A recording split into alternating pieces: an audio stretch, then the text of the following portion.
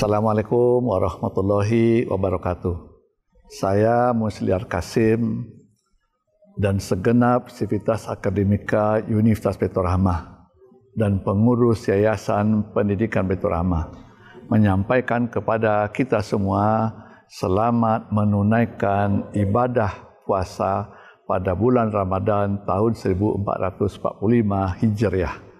Mudah-mudahan kita diberi kesehatan, kesempatan dan ketaatan untuk dapat menjalankan semua ibadah, baik ibadah wajib maupun ibadah sunnah yang dicontohkan oleh Rasulullah selama bulan Ramadan.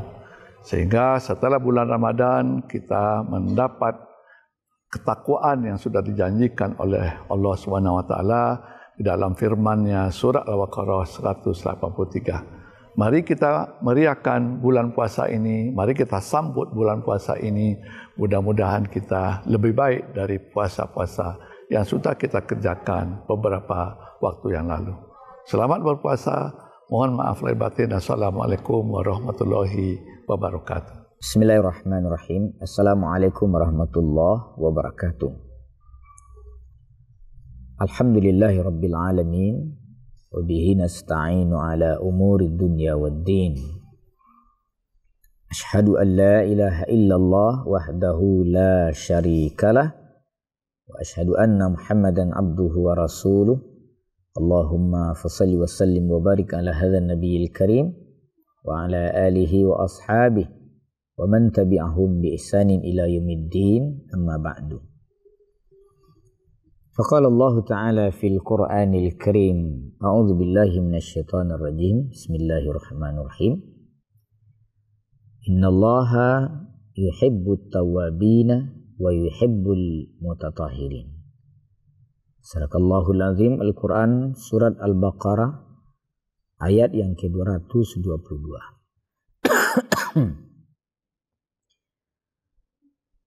Bapak-bapak, ibu-ibu, saudara-saudara sekalian, para shaimin dan shaimat yang dirahmati oleh Allah Subhanahu wa taala. Tentunya tidak bosan-bosan kita ucapkan segala puja dan puji syukur kehadirat Allah Subhanahu wa taala. Karena sampai saat ini Allah Subhanahu wa taala masih mencurahkan kepada kita rahmat dan nikmat sehingga kita masih berada dalam keadaan sehat lahir batin. Sehingga kita bisa melaksanakan ibadah puasa dengan lancar.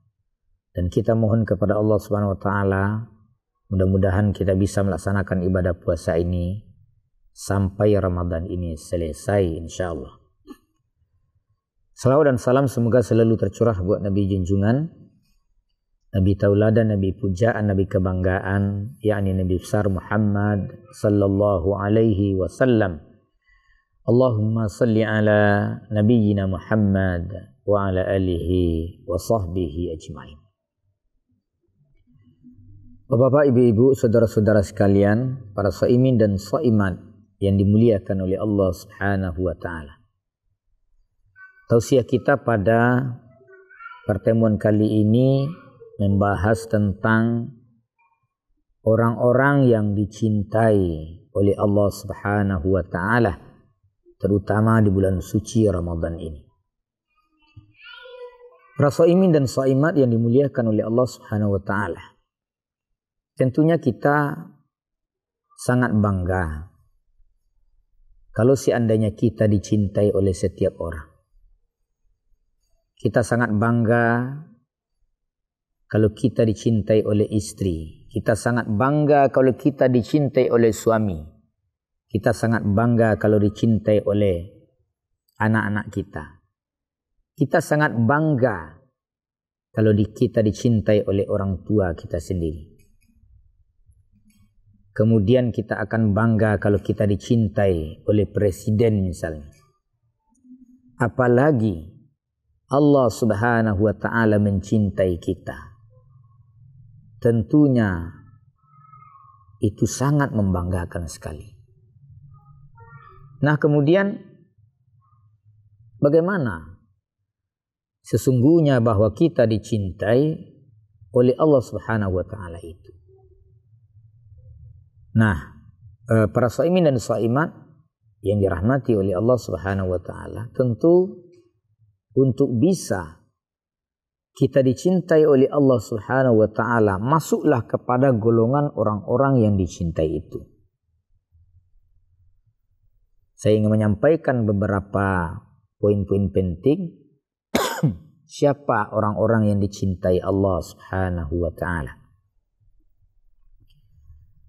Antara lain yang pertama, orang-orang yang dicintai oleh Allah Subhanahu wa taala adalah orang-orang yang bertaubat dan orang-orang yang mensucikan dirinya. Sebagaimana Allah Subhanahu wa taala berfirman dalam Al-Qur'an surat Al-Baqarah ayat yang ke-222. Innallaha yuhibbut tawwabina wa yuhibbul mutatahhirin. Sesungguhnya Allah Subhanahu wa taala mencintai orang-orang yang bertaubat dan mencintai orang-orang yang mensucikan dirinya. Bapak, Ibu-ibu, para shaimin dan shaimat yang dirahmati oleh Allah Subhanahu wa taala. Orang-orang yang bertaubat disebutkan di dalam ayat ini adalah orang-orang yang dicintai oleh Allah Subhanahu wa taala. Oleh karenanya pada bulan suci Ramadan ini adalah momen bagi kita semuanya untuk melakukan taubat kepada Allah Subhanahu wa taala agar kita termasuk orang-orang yang dicintai oleh Allah Subhanahu wa taala. Setiap manusia tidak pernah bahwa dia tidak melakukan kesalahan, kekhilafan, dosa dan sebagainya. Nabi sallallahu alaihi wasallam bersabda, "Kullu bani Adam khata'." Setiap anak Adam, siapapun dia, pasti melakukan kesalahan. Jadi manusia yang terbaik itu bukan berarti dia tidak bersalah. Manusia yang terbaik di sisi Allah adalah ketika dia melakukan kesalahan, ketika dia melakukan dosa, maka dia bertaubat kepada Allah Subhanahu wa taala. Para shaimin dan shaimat yang dimuliakan Allah Subhanahu wa taala.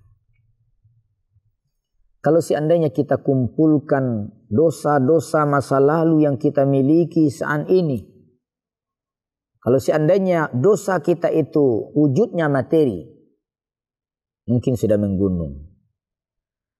Kalau seandainya dosa-dosa yang kita lakukan itu bagaikan benjolan yang ada di wajah kita sendiri.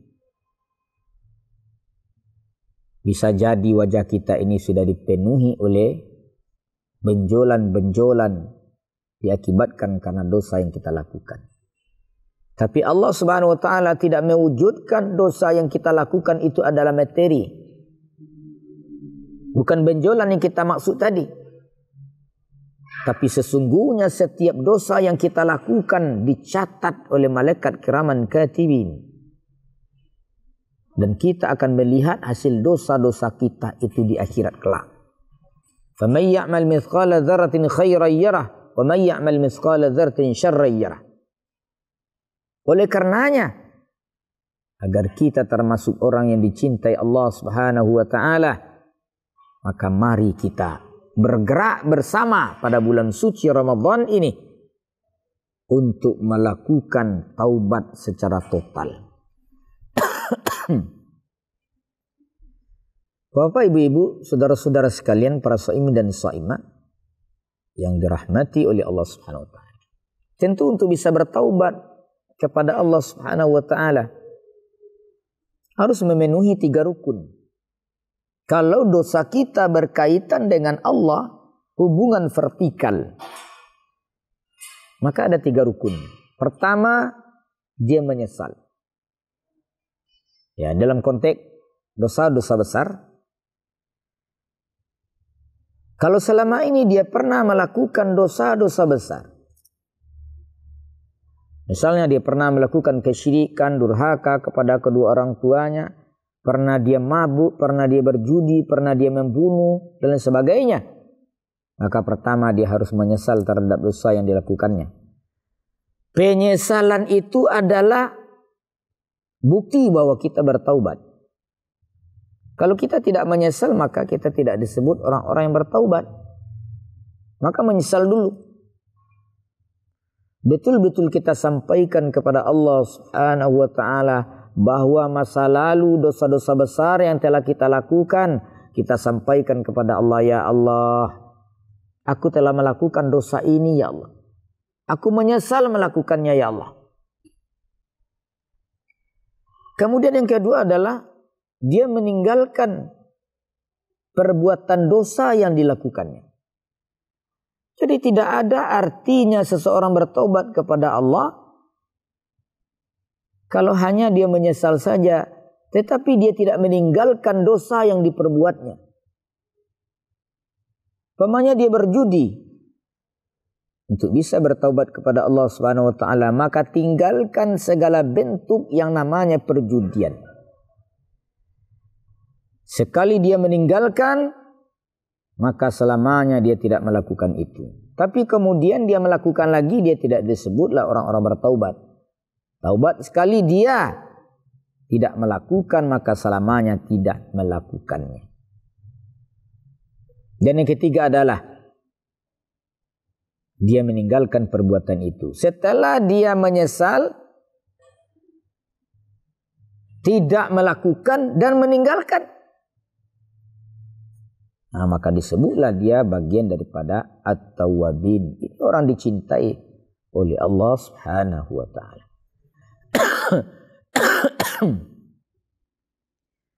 Bapak-bapak, ibu-ibu, saudara-saudara sekalian, shaimin dan shaimat yang dirahmati oleh Allah Subhanahu wa ta'ala.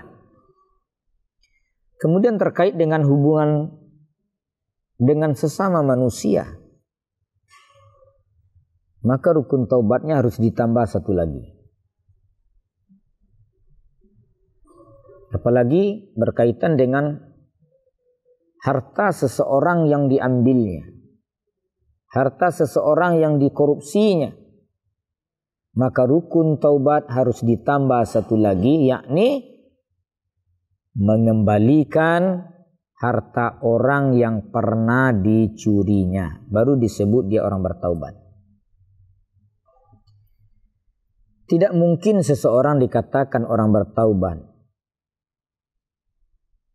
sementara harta-harta yang dikorupsinya masih dinikmatinya sekarang.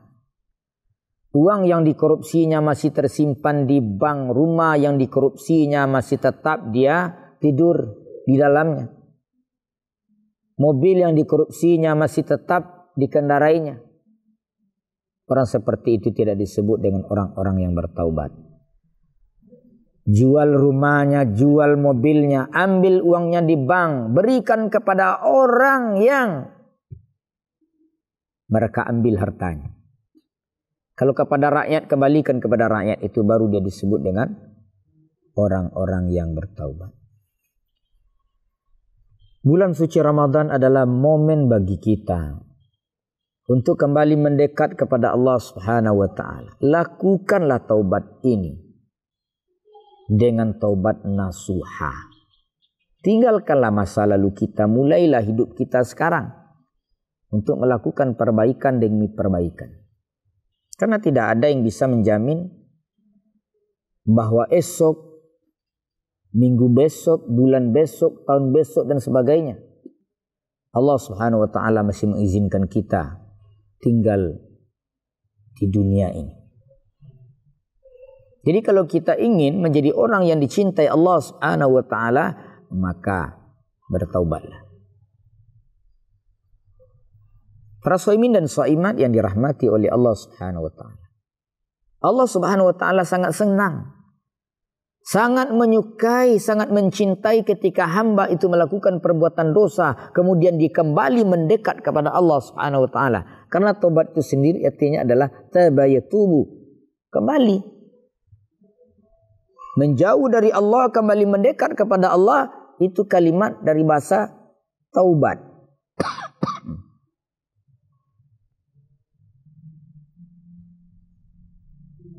Para shaimin dan shaimat yang dirahmati oleh Allah Subhanahu wa ta'ala. Ketika hamba mendekat kepadaku sejengkal, maka aku mendekat kepadanya sehasta.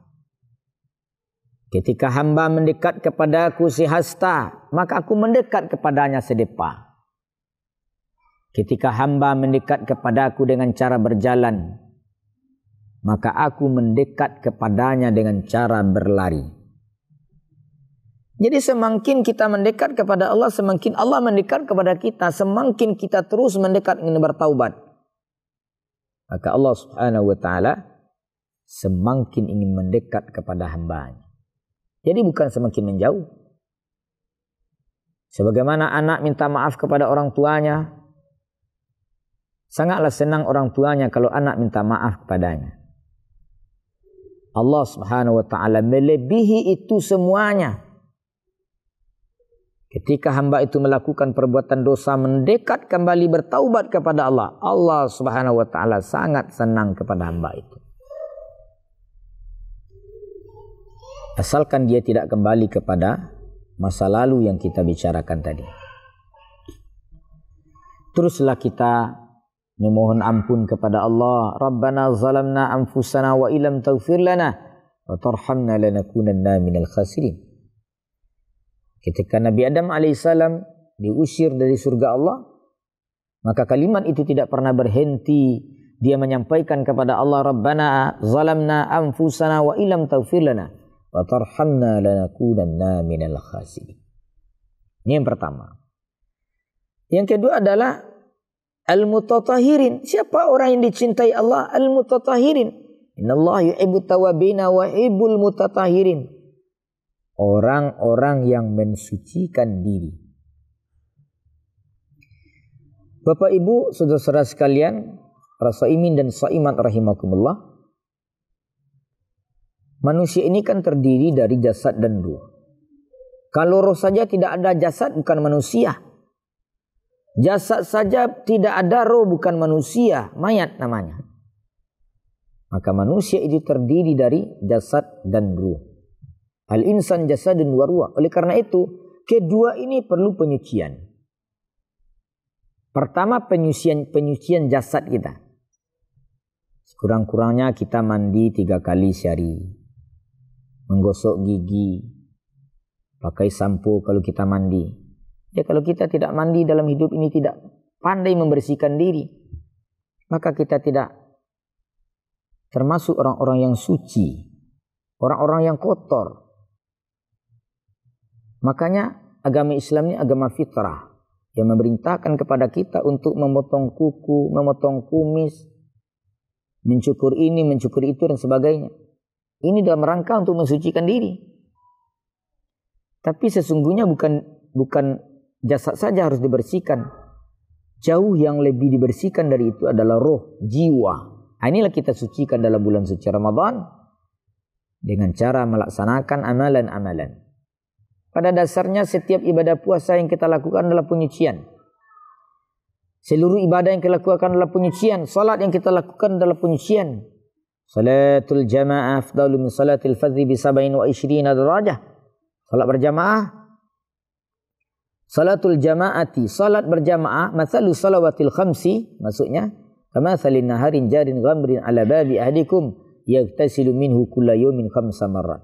Salat 5 waktu itu bagaikan sebuah sungai yang lewat di gerbang pintu rumahmu, kemudian kau mandi di sana.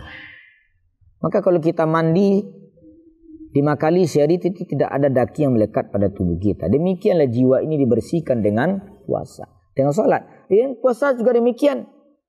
Sama Ramadhana imanan wa ihtisaban ghufira lahu ma taqaddama min dzambi. Barang siapa melaksanakan ibadah puasa dengan iman dan mengharap pahala dari Allah, dicuci seluruh dosa-dosanya yang telah lewat.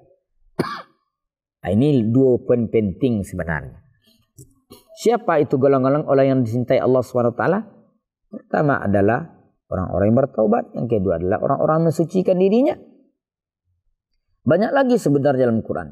Siapa orang dicintai Allah lagi? Adalah orang-orang al-muttaqin. Orang-orang bertakwa kepada Allah Subhanahu wa taala. Siapa lagi orang-orang dicintai Allah Subhanahu wa taala? Orang-orang yang bertawakal. Innallaha yuhibbut tawakkil. Allah Subhanahu wa taala mencintai orang-orang yang bertawakal kepadanya. Bapak-bapak, ibu-ibu, saudara-saudara sekalian, para shaimin dan shaimat yang dirahmati Allah Subhanahu wa taala, saya kira kita tidak bisa membahas secara keseluruhan karena waktu kita terbatas.